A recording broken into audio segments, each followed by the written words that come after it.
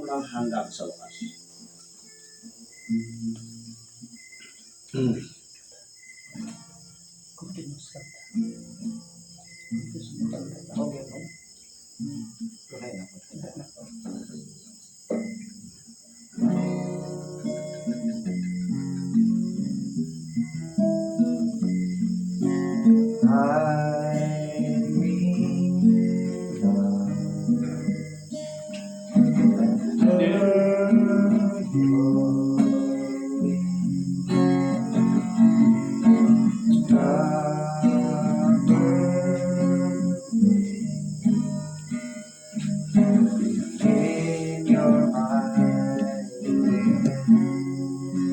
When the oceans rise and thunders roll, I will soar with you above the storm.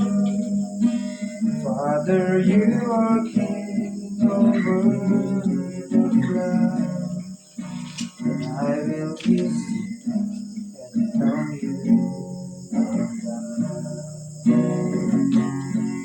Find rest, my soul, Christ alone. All is power,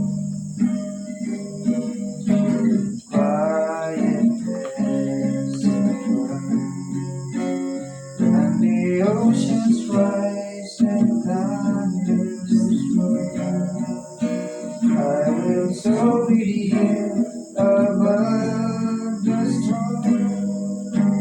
Father, you are king over the flood, and I will be still and know you are God. Magsitayo po tayo para sa pinag-prayer. Okay, let us pray. Ama namin sa langit, ikaw ay aming pinupuri at pinapasalamatan. Yes. Salamat, Panginoon, na bigyan mo kami ng pagkataon, kami ko ay mapagpahayag ng salita. Amen. At pinamay ko kami dito po sa pamilya na kasamahan ng City Chili.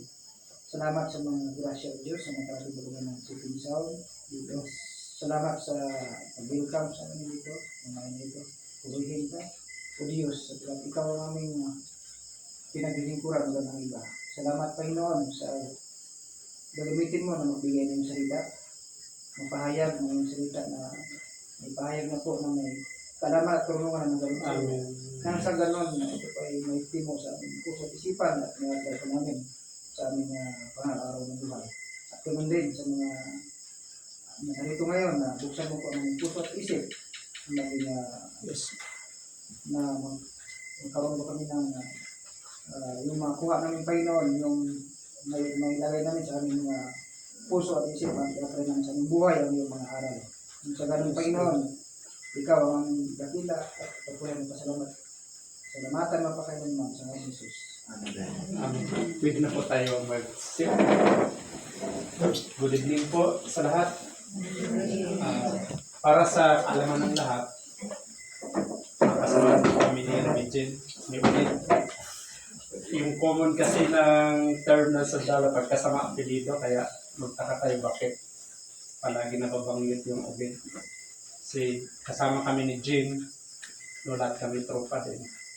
So pumunta kami dito para ibigay ang suporta bilang kasama na ipabatid sa kanya na ramdam din namin ang naramdaman niya.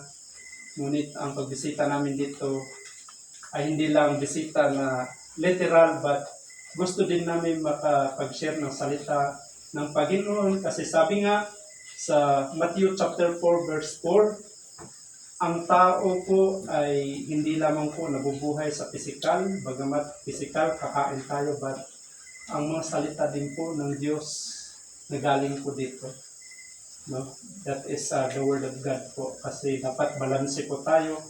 Kung physical natin, binubusog natin, dapat ang spiritual na bagay po ay yan po dapat ang number one na kailangan ng isang tao. Amen. Hallelujah. Praise God. Mayroon pong isang awitin, nabras ko lang ito sa YouTube, sabi doon sa pamagat niya, nasaan kaya ako? Kaya, situational po sa situation po ng pagbisita ni Ugit, sabi ko, lalim naman ng kanta noon, sabi niya, nasaan kaya ako? Marahil din po, pag may nawi-witness po tayo, tulad nito si nanay, na nakaborol po, sumasagi din po sa isipan natin, paano kaya pag ako after death? Siguro, isa sa atin nakaisip, ano kaya mangyari sa tao pag mamatay ang tao? Kahit ako nung hindi ko pa alam ang salita ng Diyos, nagtatanong din ako, para saan yung mga property na nabili ko? Ano kaya mangyari sa akin pag mamatay ako? Nung hindi ko pa alam ang salita ng Diyos, no? A word of God. Kasi po, kung pupunta po tayo sa Romans chapter 3 verse 23 o sa mga sulat ni Paul sa Roma, kabanata 3, talata 23, sabi doon, ang lahat ng tao ay nagkasala at napalayo sa Diyos. Sa English, sabi niya, all have sinned and fall short of glory of God. So ako, ikaw, marahil ikaw, tayong lahat, anumang edad mo, lahat po tayo nagkasala sa mata ng Diyos noong nangyari po kay Adam and Eve. No? Dahil po, ang tao ay nagkasala sa harapan ng Diyos.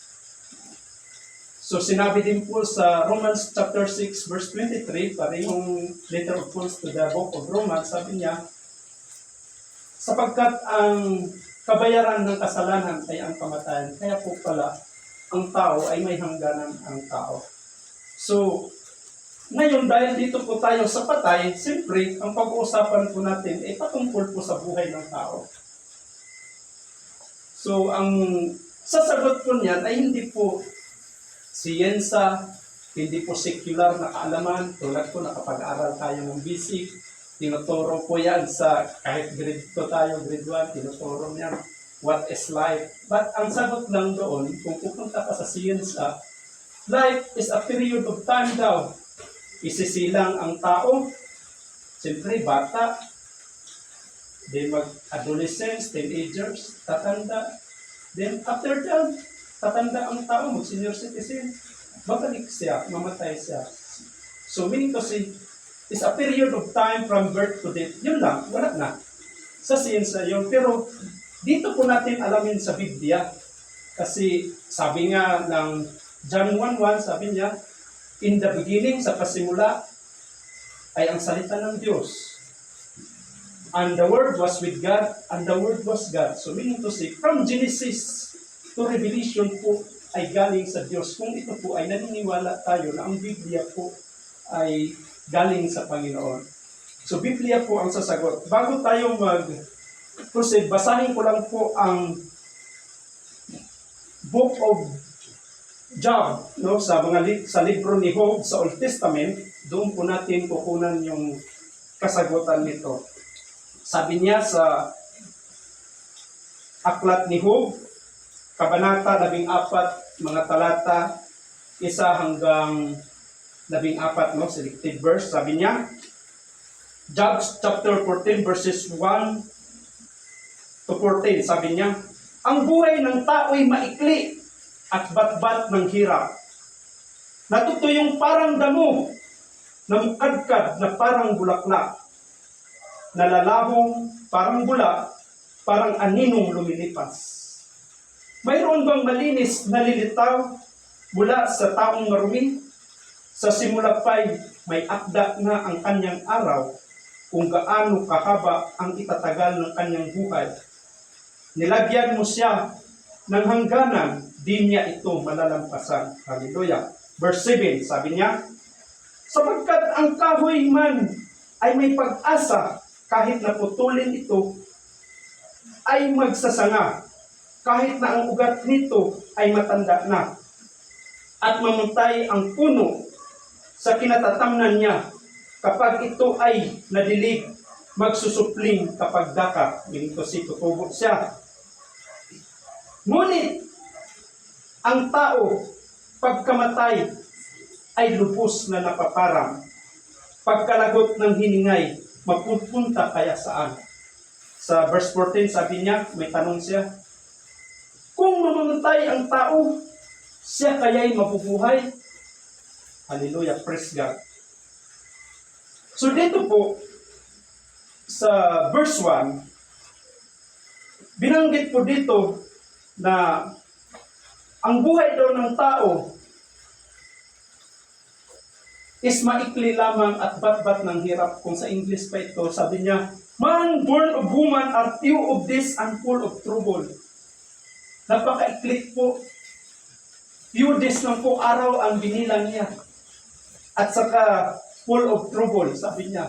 Sa Bisaya pa, gamay lang in taon ang kinabuhi sa tao o puno o kasakit. Kung pupunta po tayo sa book of Psalm number 90 verse 10, sabi niya, na ang lifespan lang daw ng tao is only 70 years. Biblia po ang may sabi doon, ang may akda doon. Pwede pa siya magiging 80 years but full of sorrow. Meaning to say po, kung isasalin natin sa Tagalog, sabi niya, ang lifespan lang daw ng tao, ang hangganan lang daw ng buhay niya, limit niya is only 70 years. Posible pa siya maging 80 but na, sabi ng verse 1 kanina, but ng hirap. Kaya pala, pagtatanda na ang tao, minsan, yung pandingin, di ba, hindi na masyado makaklaro. Then, may diferensya na minsan ang paningin. Ako, nasa 40s pa ako. Siguro, reward to ng Panginoon dahil araw-araw ako nakaharap sa computer. So, yun po, yun ang sinabi ng Panginoon. Then, sinabi din po sa James chapter 4, verse 14, sabi niya, what is your life? Sabi niya, ano ba ang buhay natin? You are like a mist that appears for a while and then vanishes. Sabi niya, ano ba ang buhay mo? Ang buhay mo, katulad ka lang ng singaw, sandali andyan, at sandali din nawawala. It's like a mist. Kung magsasayang po tayo, mga rice cooker man at saka yung sa kahoy, kung bubuksan mo ang kaldero na yung mahubsan na seba, yung usok niya, yan po ang tinatawag na mist, singaw ba? So, ganun po pag-interpret ng Biblia ang buhay ng tao. It's just like a mist po. Then sinabi din po sa Psalm 39 verse 5, ito po ay ni-record po sinulat po ni King David sa book of Psalm number 39 verse 5. Sabi niya, ang buhay ng tao ay ano lang sa harapan ng Panginoon. Parang hininga lang siya. Gi-interpret niya, gi-conclude niya na ang buhay daw ng tao ay parang hininga. So kung ang interpretation ni King David, si King David po ay nasa Bible character po. Siya po ang nagsabi na napakaikli ng buhay ng tao kasi parang hininga. So meaning to say, kung manood ka ng kardo, mas matagal pa pala ang pagbunot ni kardo ng baril.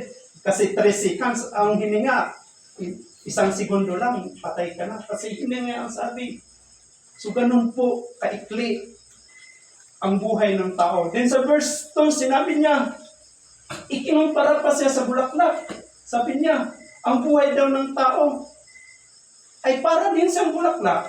Di ba ang bulaklak, ano bang nature ng bulaklak? Di ba ang bulaklak, pag umaga, namukadkad ang bulaklak niya, press na press. Kung mainit ang araw, pagka alas 10, i-observe mo ang bulaklak, hindi ba lupay-pay? So, ganun pag-interpret po. Biblia po ang nag-interpret niyan. Kung sabihin natin, maniwala ka dyan, yung lolo ko, kaya nag-joke-joke kami kanina, sabi ko yung lolo ko, nag-99 years old na, pinatay na lang namin kasi, matagal mamatay. So, part of joke lang yun, sinabi ko na. So, kung magsabi ka, 200 years old ka, ang 1,000 taon ay parang isang araw lang sa Panginoon. Naka-record din po ito sa Biblia. So meaning to say, wala tayong pwede pag mayayabang sa Panginoon kasi still short po ang buhay ng tao. Kaya pala kung kailan walang tarpaulin, kaya pala kung pupunta ka sa sementeryo, pinanganak 1945, di ba may dasya 2025. So meaning to say, isa kadangaw lang din ang kinabuhi sa tao. Kung ipaganahin lang natin ang intellect natin, ganun lang pala kaikli, 1945 plus 2025. Yun din kasi na-observe ko sa father ko, 1947 siya, namatay sa 2021, sabi ko, totoo pala ang sinabi ng Panginoon na maikli talaga ang buhay ng tao kasi ang liit lang das lang ang namagitan sa buhay ng father ko. So, Biblia po ang may record niyan, mga kapatid. Then, dito din po sa verse 5, sabi niya, a person's days are determined. You have decreed the number of his months and have set the limits he cannot exceed. So, sinabi niya, na-determine daw ang buhay ng tao. Nakaprogram na ang buhay ng tao. May limit na ang buhay ng tao na kahit kailanman walang pwede makapigil kung kailan siya kunin.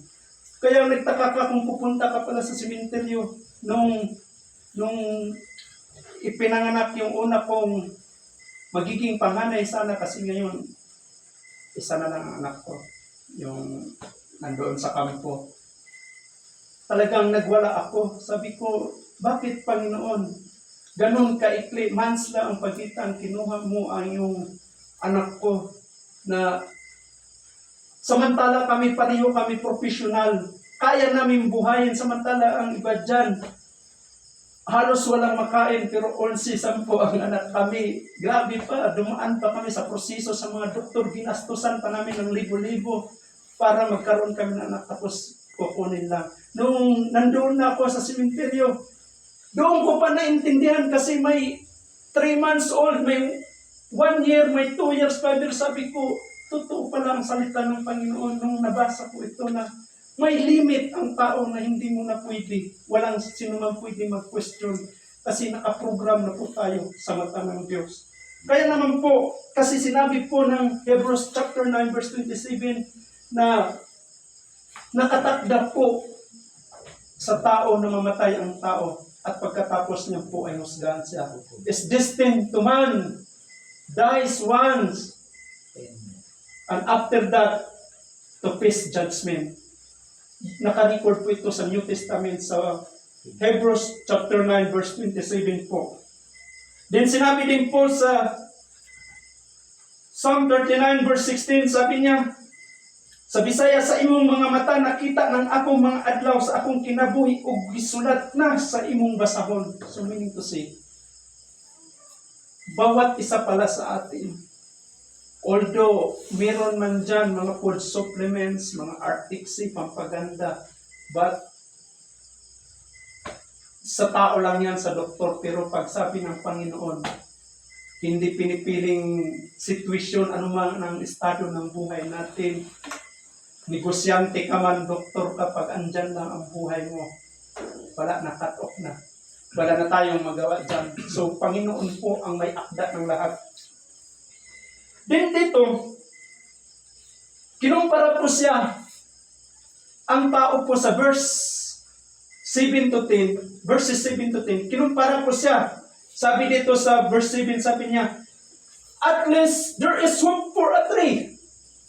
If it is cut down, it will sprout again, and its new shoots will not fail.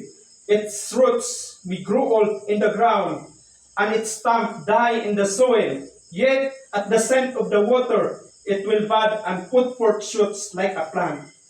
But a man dies, and is laid low. Her breath is last and is no more. I-translate ko lang po yung Tagalog kanina. Sinabi dito sa salita ng Panginoon, buti pa daw ang isang punong kahoy. Pagputulin mo yung mga sanga niya, ay tutubo pa siya ulit. Totoo naman talaga, kung putulan mo yung punong kahoy kahit yung bulaklak, magsalingsing siya sa Bisaya. Sabi niya, kahit patay na siya, yung mga ugat niya. Pero pagbuhusan mo daw ng tubig, araw-araw at makasipsip siya ng tubig, may pag-asa pang mabuhay. Din totoo yan kasi sa Kidapawan kasi ako, yung lugar namin, taga Davao Oriental ako, but doon ako nag-establish sa Kidapawan. May tinanim kami na bayabas. Nung bunutin ko na, kasi sabi ko, patay na talaga ito. Gibunot ko, sabi ng wife ko, kasi mas experience siya, kasi lumaki siya na farmer, sabi niya, wag, kasi buhay yan sa loob. Buhusan na buhusan mo lang ng tubig. Din totoo pala talaga, talagang nabuhay yung bayabas at ngayon talagang nagbunga siya. So, kinumpara siya sa buhay ng tao. Mabuti pa daw ang tanim, may pag-asa pa siya ng mabuhay. Pero ang tao, sabi niya, pag once na mamatay na talaga ang tao, wala na talaga siya at mawala na ang hininga niya at talagang limot na siya. Wala na. Cut off ka na talaga. Kaya nga sabi sa kwento, pag-usapan ka na lang isang linggo, then after that, kalimutan ka na. Kasi Biblia din po ang nag-record. Kaya sinabi sa Ecclesiastes chapter 9 verses 4-5, sabi niya, anyone who is among the living has hope, may pag-asa. Even a live dog is better off than a dead lion. Verse 5, for the living know that they will die, but the dead know nothing. They have no further reward, and even their name is forgotten. Hallelujah. Sabi niya, mabuti pa daw ang buhay. Sabi niya, ang taong buhay. Kasi alam niya na mamamatay siya. Kaysa taong namamatay, talagang wala na siyang alam. Kasi ang buhay, pag buhay tayo, may sakit tayo. Kung may alam tayo, siyempre okay pa ang memory natin, okay pang pakiramdam natin, makasabi pa tayo sa nasagasaan natin, sorry, patawarin mo ako. Makadasal pa siya sa Panginoon. Kaya kinumpara siya sa isang aso at sa layon. Sabi niya, buti pa ang aso na buhay kaysa leon na patay na. Ibig sabihin po, ikinumpara siya, mas mabuti pa ang nasa mababang status ng estado ng tao kaysa mayaman ka pero patay ka na. Minito si may chances ka pa.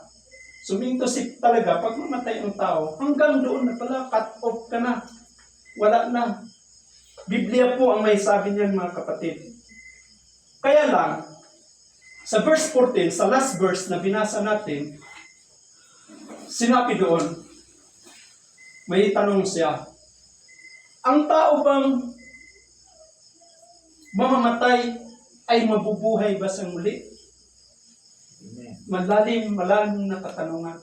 Kung kayo kaya tanungin ko, mabubuhay ba ang tao kahit patay na?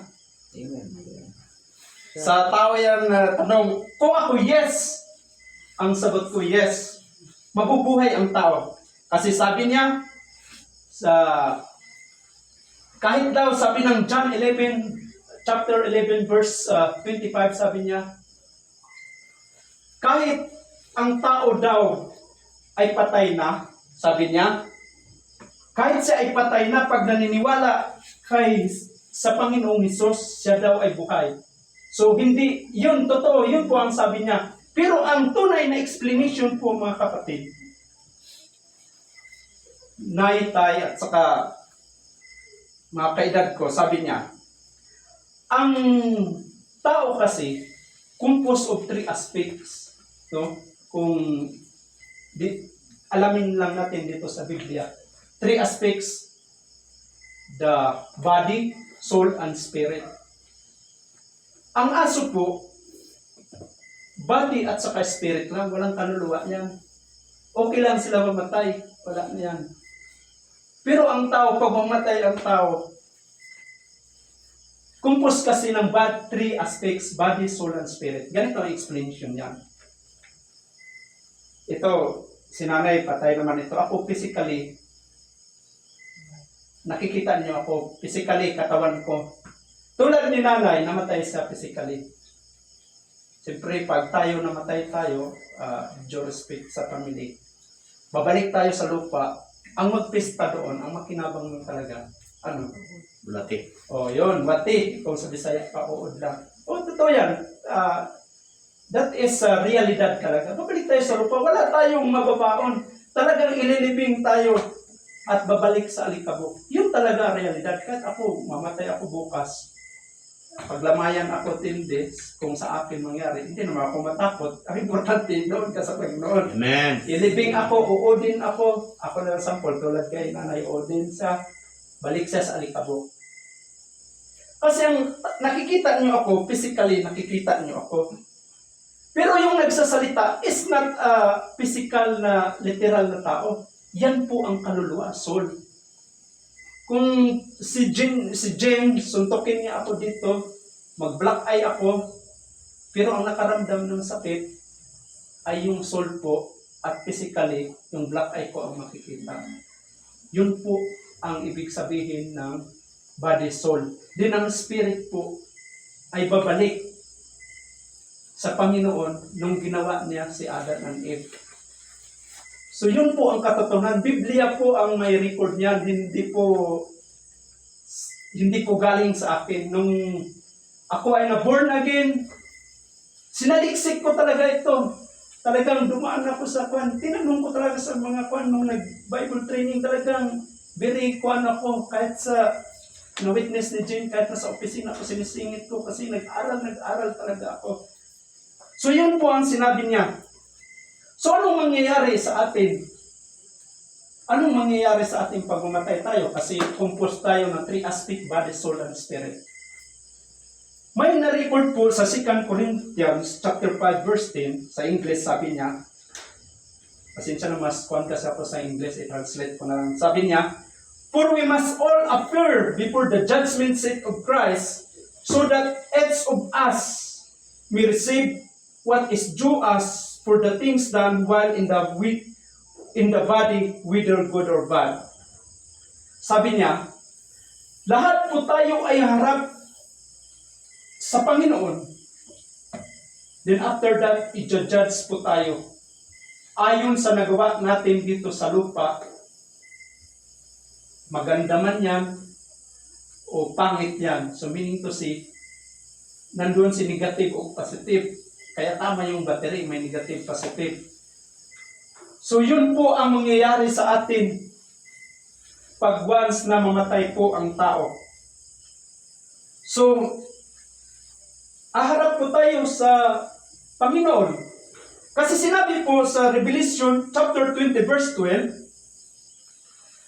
may na-record po doon kung anong mangyayari sa atin pag harap tayo sa Diyos. Sabi niya, I saw, Revelation chapter 20 verse 12, sabi niya, I saw great and small.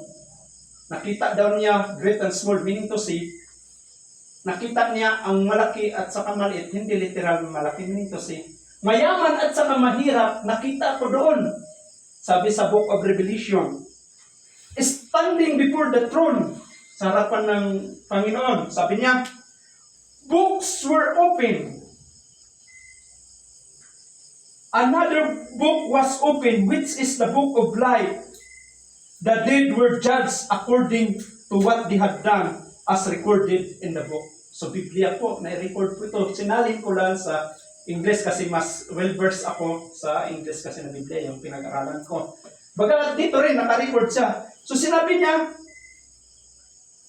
haharap tayo sa Panginoon, books were opened. Meaning to say, kung mag-aral ka ng English po, books po ang sinabi doon. Kung sa Tagalog sinabi niya, binuksan ang mga aklat. So, hindi aklat lang. Meaning to say, kung mag-aral ka sa grammar, sa English, books, meaning to say, plural po siya, marami ang binabanggit niya. Books were open. So, anong books ang sinasabi dito? Kasi kanina, binanggit ko sa, sinabi ko kanina na sa John 1:1, in the beginning was the Word, and the Word was with God, and the Word was God. Meaning to say, books na sinasabi dito ay yung from Genesis to Revelation po. Ang Biblia po talaga na tunay, anumang reliyon, walang dagdag, walang kulang. Kasi ang Biblia, hindi porket iba ang religion mo, iba ang Biblia. Hindi po, isa lang po ang Biblia.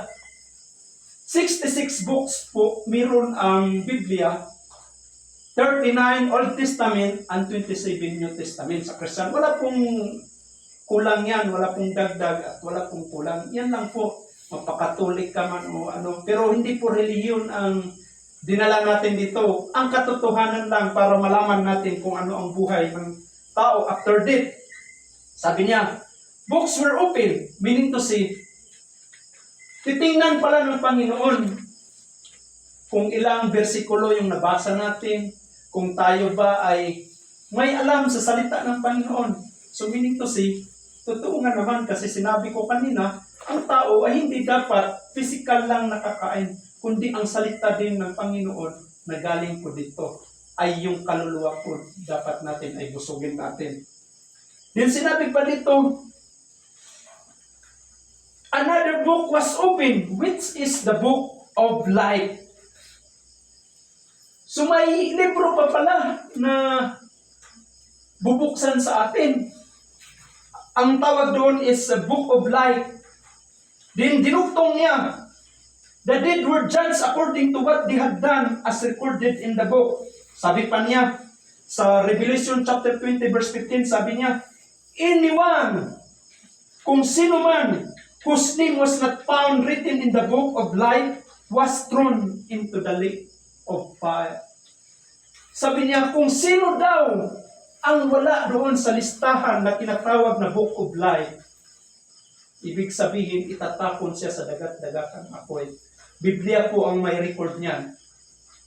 Kasi pala, ang buhay pala natin, ang kaluluwa pala natin, para siyang, ang book of life na tinatawag, para siyang SO, special order kung sa college ka. Paano mo masabi, nag-graduate ka sa UP, sa Ateneo? Titingnan doon sa SO. Kung estudyante ka, elementary sa class record, totoo bang legit ka na Section 1 ka o Section 2 ka, tingnan ko ang pangalan mo, ganun din ang kaluluwa natin. Kung military ka, titingnan sa roster kung nasa record ka, kung totoo, hanay ka ng Armed Forces of the Philippines. So yun po ang patunay na dapat po ma-record ang ating kaluluwa, ang ating pangalan, sa Book of Life po. Para po, hindi mapunta ang ating kaluluwa sa impyerno po. Lake of fire. Sa literal is impyerno po ang sinasabi dito. Then, anong gagawin natin anong gagawin ng tao? Kasi patapos na tayo. Anong gagawin ng tao matapos natin malaman na yun pala ang estado ng kaluluwa natin na dapat pala may record sa may record sa Book of Life. Sinabi ko po kanina sa Romans chapter 3 verse 23, sabi niya, we all have sinned and fall short of glory of God. So dapat po ang gawin ng tao, dahil tayo po ay makasalanan sa mata ng Diyos, simple lang ang gawin ng tao para maligtas ang tao. Ang kaligtasan po ng tao ay hindi po reliyon, hindi po sabi kami lang ang maliligtas dahil malaki ang sambahan namin, mayaman kami, hindi po. Kahit ang Pentecostal ako, kahit ang sambahan ko, hindi pwede. Hindi ko pwede sabihin na kami lang na sambahan na maligtas. Mali po yun na interpretasyon. Kahit nagpapastor ka na sa church mo. Kung hindi mo isinabuhay po ang salita ng Panginoon, basura po lahat ang nalalaman mo. Yan po kahit sa anak ko mismo, kahit araw-araw ka pa sa simbahan nagapunta.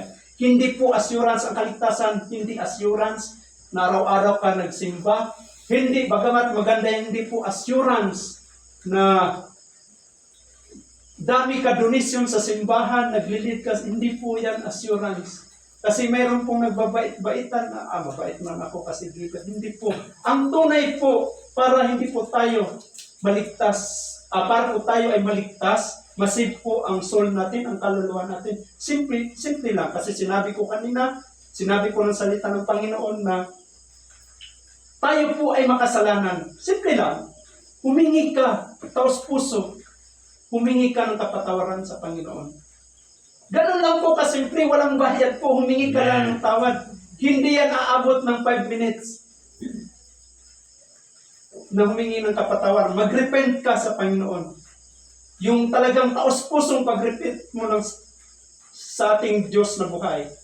So, what is next? Next po is tanggapin si Jesus na yung Diyos at tagapagligtas.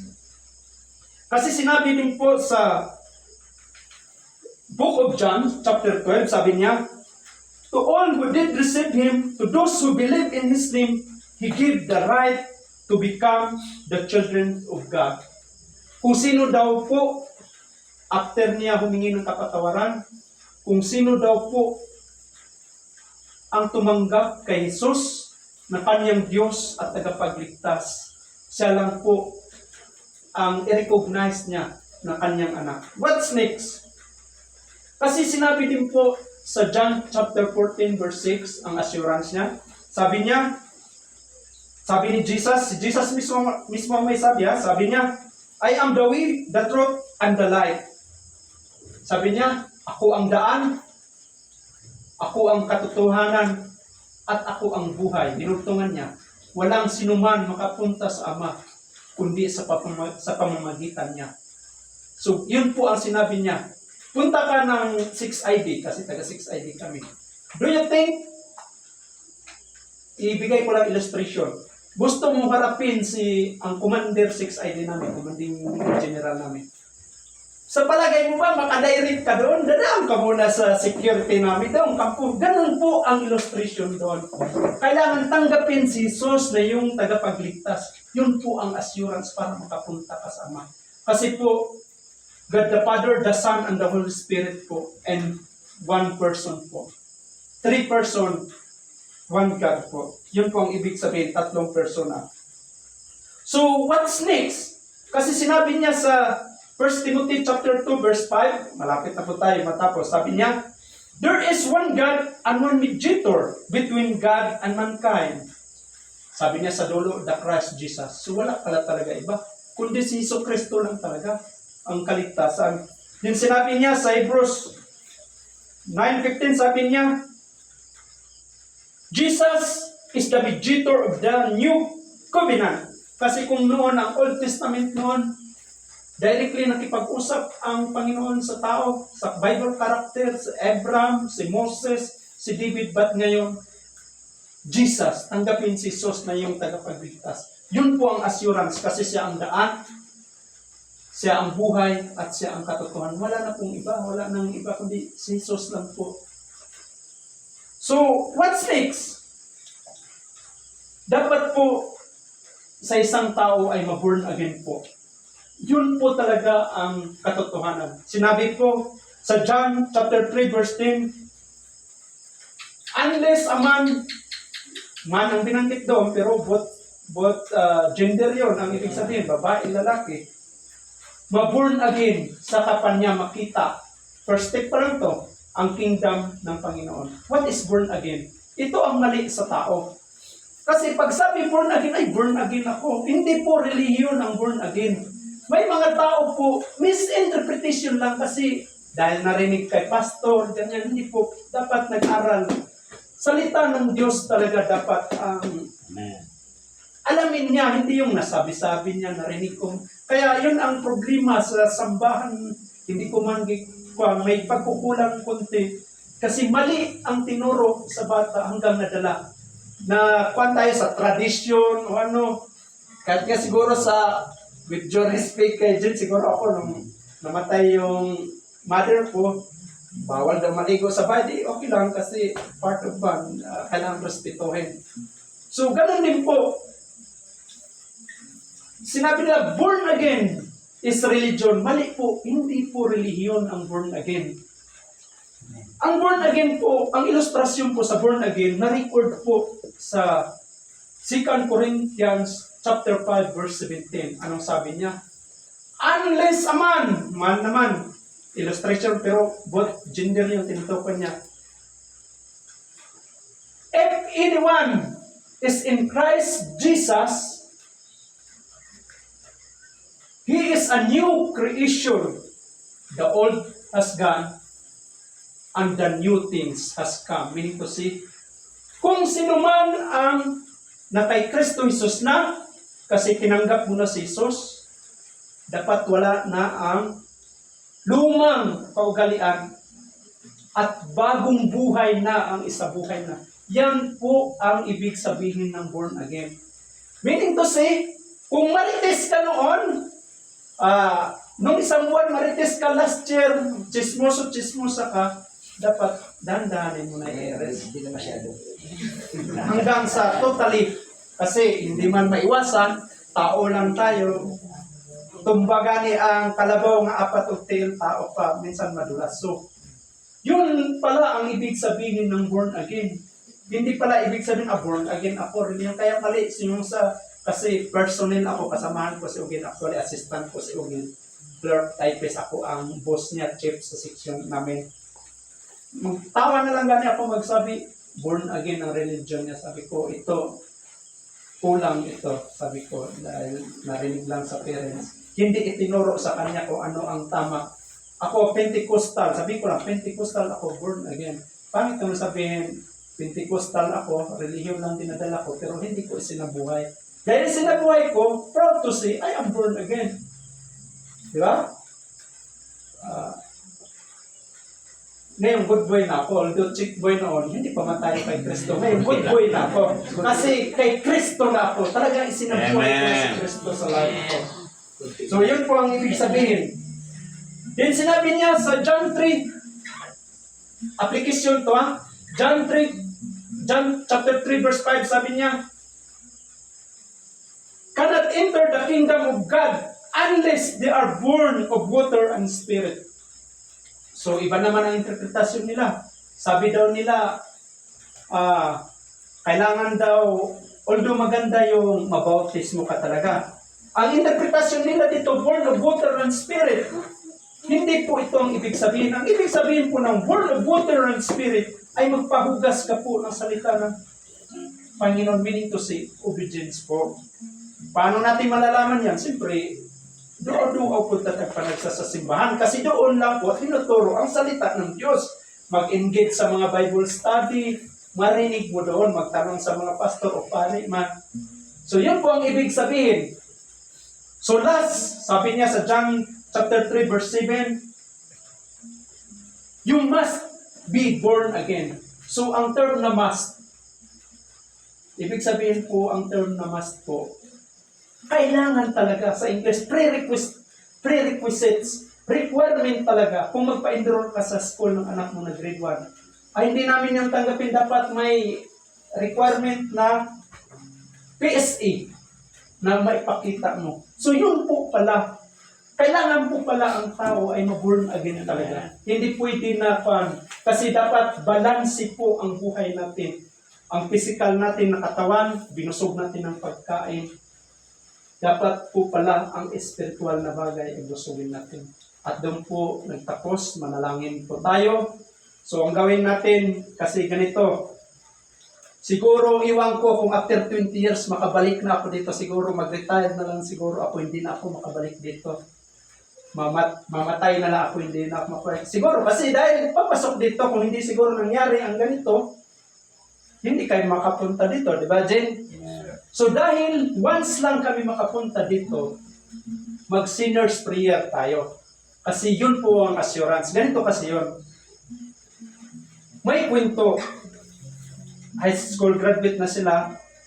After 15 years, nag-abot sila. Mga professional na engineer na iba. Nag-inom-inom sila. Ang born again doon, pakok-kok lang siya. Hanggang sa nagkayote ay na siguro siya. Nagsiuwian na, siyempre pag inuman, anong kasunod? Mangita o kiblat-kiblat kay bitin sa balay, matugyod ka, di ba? Master, di ba? Yan man talaga, experience. Mangita ka talaga ng mga sayaw-sayaw doon, mga chicks, na mag-entertain doon. Yan talaga, kung punta ako nun sa Davao, nung corporal pa ako, 50 million pera ko. 3 days ako, hindi, wala pa kay Jesus. Talagang Iwag just ko yung 30,000. 3 araw lang yan. Ganun ako kabisyoso noon. So, ang istorya doon, balik tayo sa kwento. Nag-uwian na din ang born again. Hindi reliyon ang born again na natulog na siya. Noong nag-inuman kasi siya, never niya na-share si Jesus sa mga classmate niya. On the spot, patay sila. Saan sila napunta? Sa impyerno. Nanaginip siya. Grabe kami. Born again Christian ka pala, hindi mo man lang share si Jesus sa buhay namin. Siguro nahiya siya. Ngayon, impyerno. Sinisi siya. Kung ayaw ko mangyari yun. So, magtapos tayo ngayon, mag-prayer. Sundan nyo lang ako. Okay? Tayo po tayo. Para matapos na tayo. Alam ko, medyo nainit ng iba. Okay? Magdasal tayo. O Diyos, Ama namin sa langit, sa pangalan ni Jesus, tinanggap po namin o Diyos, kami po ay humingi ng kapatawaran sa buhay namin. Sa lahat po ng kasalanan na aming nagawa, sa pamamagitan ng pananalita namin, sa nakita namin, at sa action po namin. Ngayon, Jesus, tinatanggap ka po namin sa aming buhay. Jesus, tinatanggap ko po sa aming buhay. Na ikaw po ay aming Diyos at tagapagligtas. Ikaw ay aming Diyos. Maraming salamat po na dumating ka po sa buhay namin Dumating ka po sa buhay. at narinig po namin ang iyong salita. At narinig na namin ang iyong salita. Ako na lang po mag-pray. Father God in heaven, Lord, thank you so much for the word that we heard, sa mga salita na aming narinig sa gabing ito. Maraming salamat po, Lord. Thank you, Holy Spirit, na ikaw po mag-intervene sa bawat puso, bawat isipan, sa nakarinig po ng iyong salita. Pagpalain po ang iyong pangalan, cover it with your precious blood. Ito po isama namin dalangin sa pangalan ni Jesus. Amen. Maraming salamat po. Tapos na po tayo.